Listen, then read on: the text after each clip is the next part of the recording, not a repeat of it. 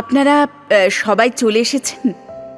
কি ভালো যে লাগছে, এই সত্যি বলছি। আমি না ভাবিওনি যে আমার কথা শোনবার জন্য আপনারা সবাই এভাবে চলে আসবেন। যখন ডাক দিয়েছিলাম মনের মধ্যে আসলে না একটা ওই উত্তেজনা কাজ করছিল। তো এসব সময় কোনটা উচিত কোনটা অনুচিত, কোনটা করলে কি হতে পারে, এসব জ্ঞানগম্যি সব লুপ্ত হয়ে যায়। আপনাদের হয়তো যায় না। আপনারা সবাই জ্ঞানী গুণী পণ্ডিত মানুষ, ভেবে বুঝে কাজ করতে পারেন, আবেগে ভেসে যান না। আমি তো তা নই। আমি ওই যা বললাম, আবেগে ভেসেই গিয়েছিলাম। আমার মনে হয়েছিল মলির কথাটা জনে জনে সবাইকে ডেকে জানানো দরকার। তা আপনারা এসে পড়েছেন, আমার খুব উৎসাহ হচ্ছে জানেন। আমি তাহলে আমার কথা বলা শুরু করি। তার আগে সবাইকে নমস্কার। এই দেখুন, কিছু মনে করবেন না, দুহাত জড়ো করে যেভাবে নমস্কার করতে হয় আমি আপনাদের সেইভাবে নমস্কার করতে পারছি না। কারণটাও তো আপনারা দেখতেই পাচ্ছেন। বাঁ হাতের তালুতে ব্যান্ডেজ করা আছে আমার। এই ব্যান্ডেজ যে কবে খুলবে তা কে জানে। আসলে বেটা খুব শক্ত ছিল। আজকাল তো ছাত্রছাত্রীদের মারধর করা উঠেই গেছে। ওই পুরনো দিনের স্মৃতি হিসেবে ধরুন, হেডমিস্ট্রেসের ঘরেই সব সাজানো থাকে। বহুদিন পর এই বেতের ব্যবহার হলো। বেতটা যখন হাতের মধ্যে কেটে কেটে বসে যাচ্ছে, খুব জ্বালা করছিল, যেন হাতে আগুন লেগে গেছে। দরদর করে রক্ত গড়িয়ে পড়ছে।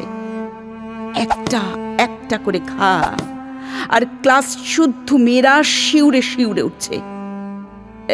তারপর তো না, তারপরের কথা পরে। আপাতত আগের কথা দিয়ে শুরু করি। আমার নাম শ্রাবণী রায়, স্কুলে পড়াই। সেটাই হব বলে ঠিক করেছিলাম, তাই হয়েছি স্কুল টিচার। আসলে আমার বাবা স্কুল টিচার ছিলেন।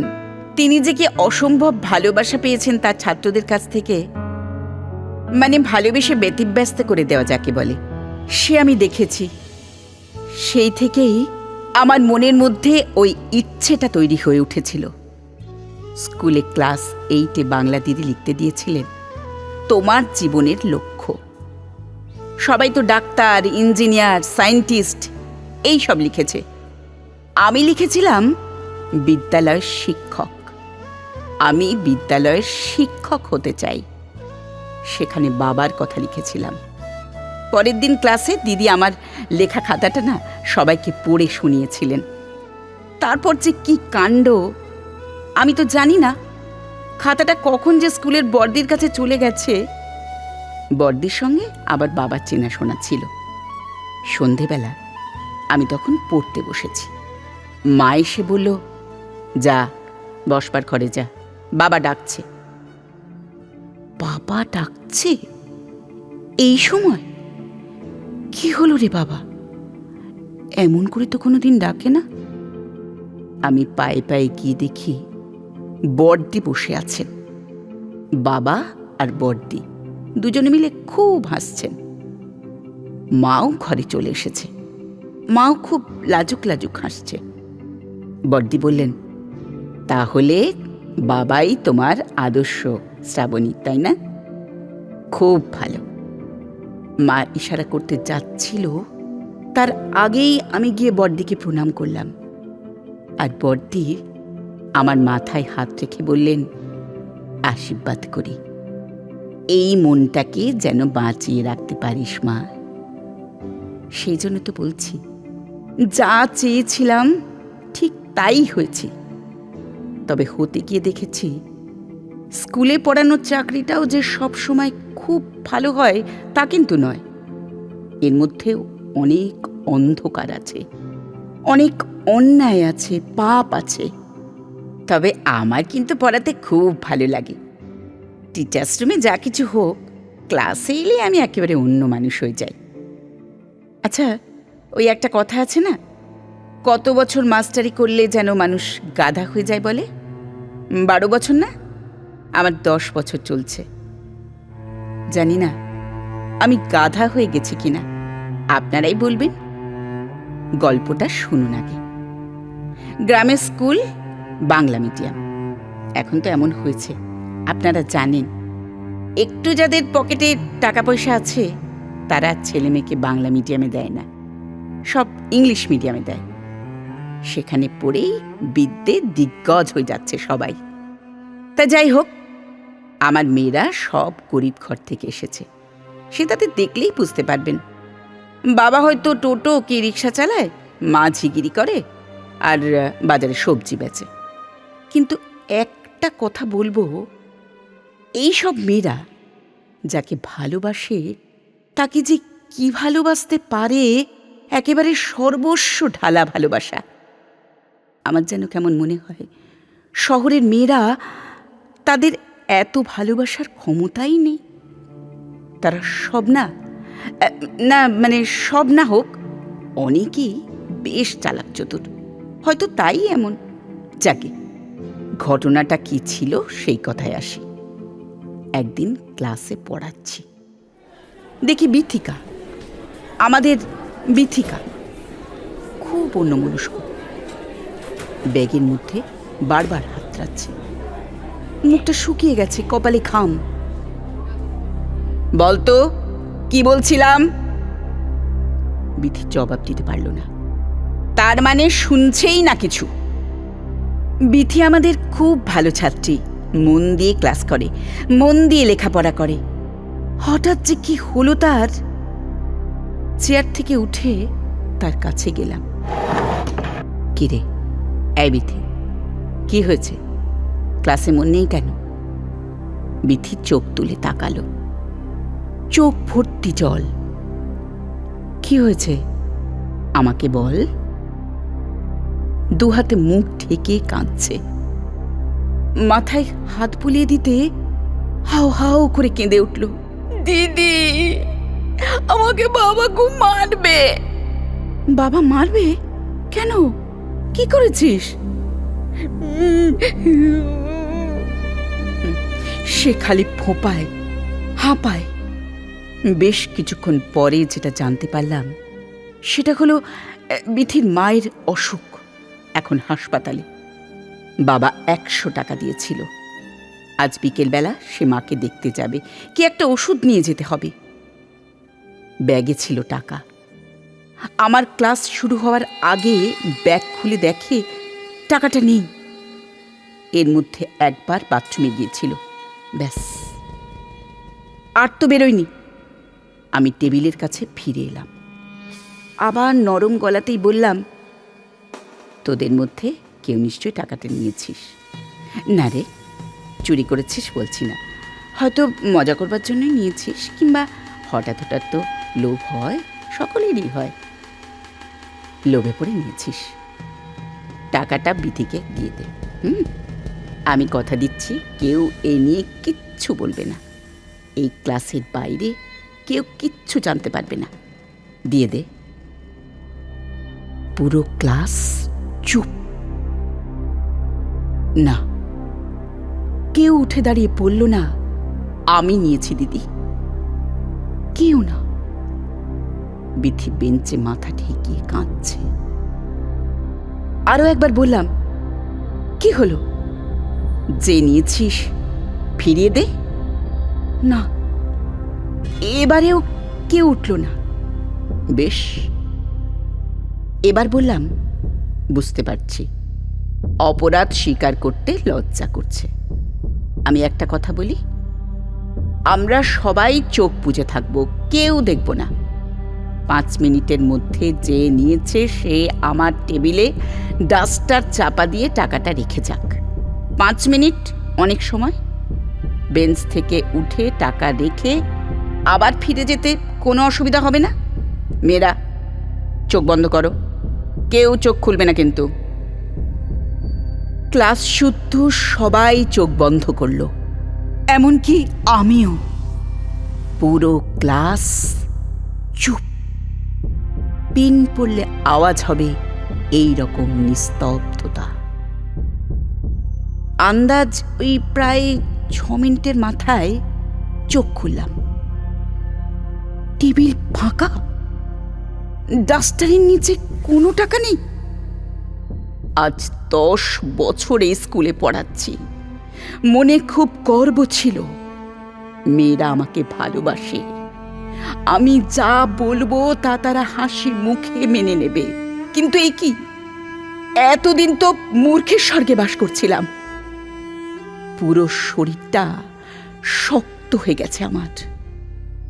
বেশ টের পাচ্ছিলাম, মুখ থমথম করছে।